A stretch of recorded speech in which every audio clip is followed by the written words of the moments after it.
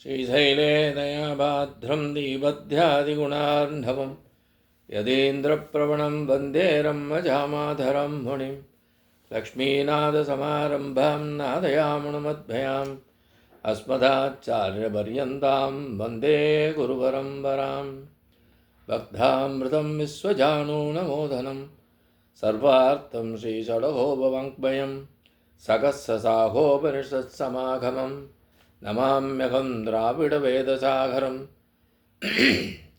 திருவழுதினாடென்றும் தென்குருகூரென்றும் மறுவினியவன் பொருணலென்றும் அருமறைகள் அந்தாதி செய்தான் அடியினையே எப்பொழுதும் சிந்தியாய் நெஞ்சே தெளிந்து ஏய்த்த பெருங்கீர்த்தி ராமானுஜ முனிதன் வாய்த்த மலர்பாதம் வணங்குகின்றேன் ஆய்த்த வரும் சீரார் சடகோபன் செந்தமிழ் வேதம் தரிக்கும் பெறாத உள்ளம் பெற.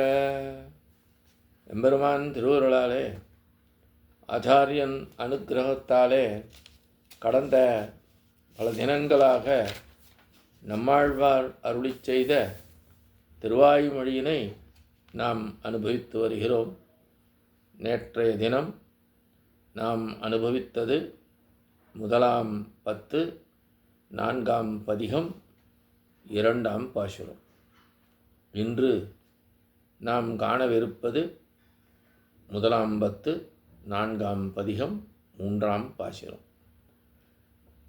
விதியினால் பெடைமணக்கும் மென்னடைய அன்னங்கால் மதியினால் குரல் மானாய் உலகிருந்த கல்வர்க்கு மதியிலேன் வல்விடையே மாலாதோ வென்றொருத்தி மதியில்லா உள்கலங்கி மயக்குமால் எண்ணீரே.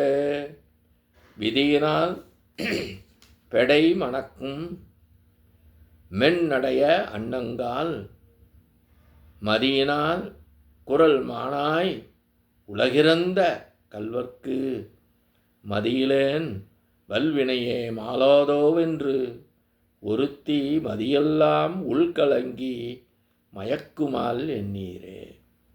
விதியினால் பாக்கியவசத்தினாலே பெடை மணக்கும், பெடையோடு கூடி கழித்திருக்கின்ற அன்னங்களே, மென்னடைய மெல்லிய நடையுடைய அன்னப்பறவைகளே, மதியினால் தன்னுடைய அறிவினாலே குரல்மானாய் வாமணனாய் உலகிறந்த உலகங்களை யாசித்து பெற்ற கல்வர்க்கு கமடமுடைய எம்பெருமானுக்கு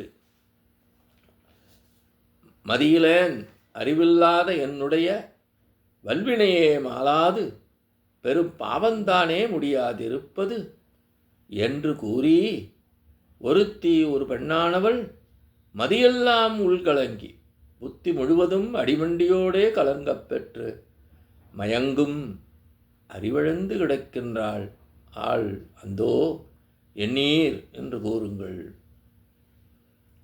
இங்கே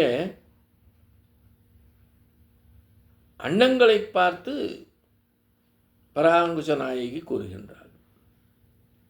சென்ற பாட்டில குயில்களிடம் கூறும்பொழுது முன் செய்த பாவத்தினாலே எம்பெருமான் திருவடிக்கு குற்றேவல் செய்ய முயலாதது விதீனமே என்று கூறினார். அங்கனம் கூறுவது தகாது. செய்த பாவத்தின் பலனை அனுபவித்தே ஆக வேண்டும் என்பது எம்பெருமான் திருவுள்ளமாக கூடும் என்பதனை உணர்ந்து அன்னங்களிடம் நான் பண்ணினே பாபமே அனுபவித்தாலும் மாளாது என்று சொல்லுங்கோல் என்று கூறும் பாசுரம் இது. மெல்லிய நடையை உடைய அன்னங்கள், பொதுவாகவே அழகான நடை என்றால் அன்ன நடை என்று நாம் கூறுவோம்.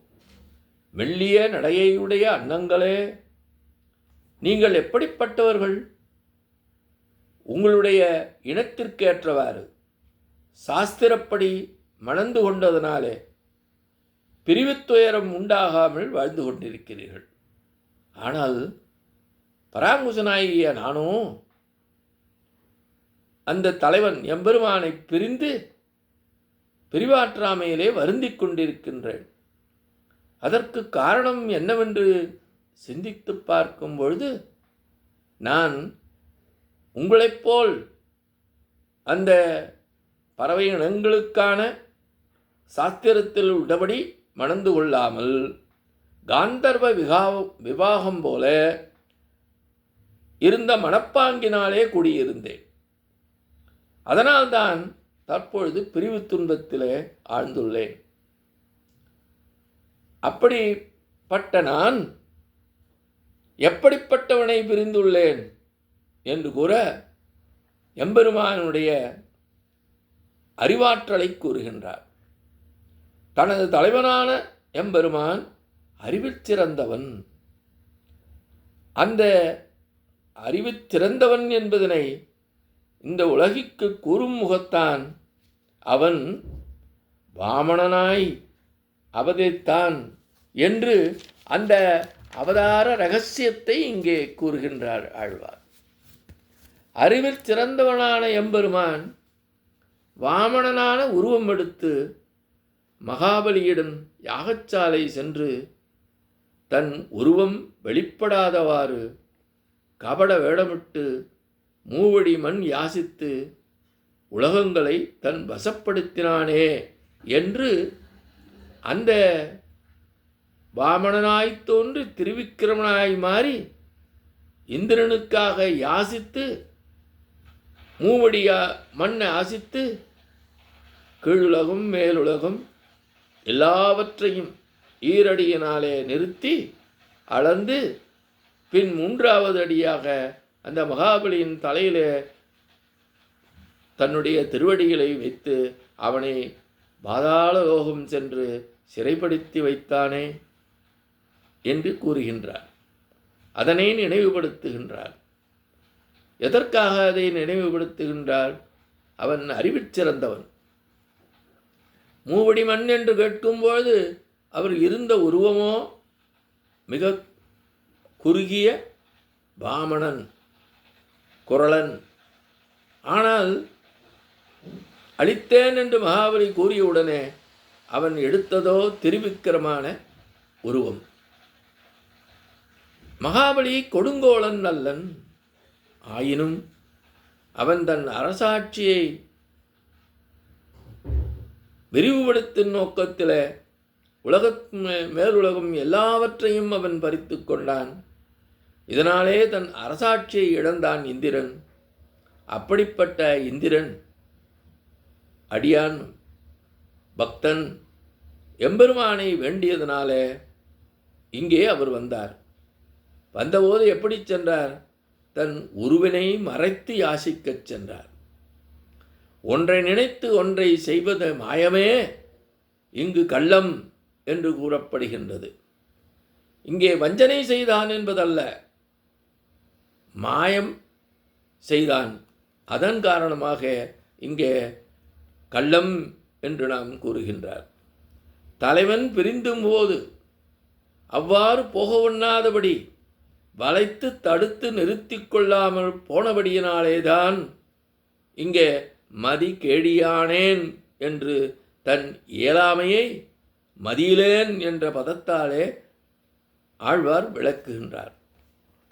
பாவங்களை தினந்தோறும் புரிகின்ற மக்கள் நிறைந்த உலகில் தான் ஒருத்தி செய்த பாவம்தானா அனுபவித்து ஆளாதது என்று கேளுங்கள் என்கின்றாள். கேட்பது இருக்கட்டும், சொல்ல வேண்டியது என்ன என்று அந்த குயில்கள் கேட்க, ஒருத்தி அறிவிழந்து வருந்தி கிடக்கின்றாள் என்று கூறுங்கள் போதும் என்று கூறுகின்றாள். உடனே குயில்கள், ஒருத்தி என்றால் அவன் அறிவானோ என்று கேட்க, அதற்கு என்னவாம் கூறுகின்றார்? எய்தவன் கை உணராதோ.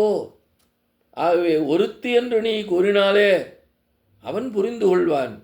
அவன் அறிவிற் சிறந்தவன், ஞானம் நிறைந்தவன், எல்லாம் தெரிந்தவன். அப்படிப்பட்டவனுக்கு என்னை பற்றி தெரியாமல் இருக்காது. ஆகவே நீ ஒருத்தி என்று கூறினால் போதும் என்று பராங்குலசனாகிய நம்மாழ்வார் இந்த பாசுரத்தில் கூறுவதாக நாம் இப்பாசுர விளக்கம் அறிந்து கொள்கின்றோம். இத்தோடு என்று காண நிறைவு செய்கின்றோம். எம்பெருமான் திருவடிகளே சரணம். நம்மாழ்வார் திருவடிகளே சரணம். எம்பார் திருவடிகளே சரணம்.